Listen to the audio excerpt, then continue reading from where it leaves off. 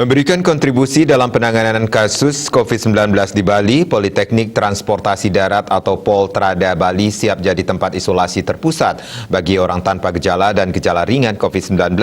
Ada dua lokasi yang dimiliki Poltrada Bali di bawah naungan Badan Pengembangan Sumber Daya Manusia Perhubungan Kementerian Perhubungan, yaitu Kampus 1 di Desa Samsam Tabanan dan Kampus 2 di Batu Bulan Gianyar.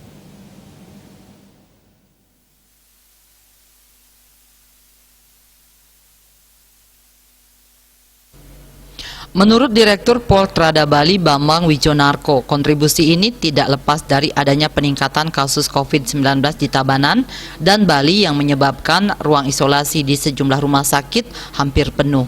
Selain itu juga ada harapan dari Pemda Tabanan dan pemerintah Provinsi Bali agar pihak lain turut berkontribusi dalam menyediakan tempat isolasi mandiri yang layak, nyaman, dan sehat.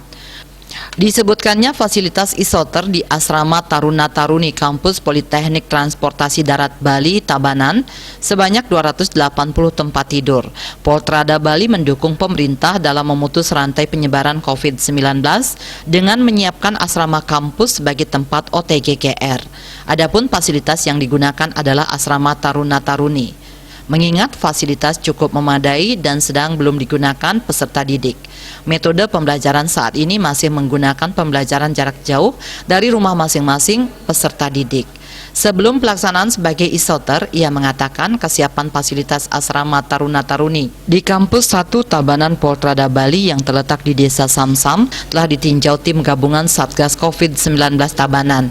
Ia berharap peran serta masyarakat dalam melaksanakan protokol kesehatan agar dapat memutus penyebaran ini dan selalu menjaga kesehatan.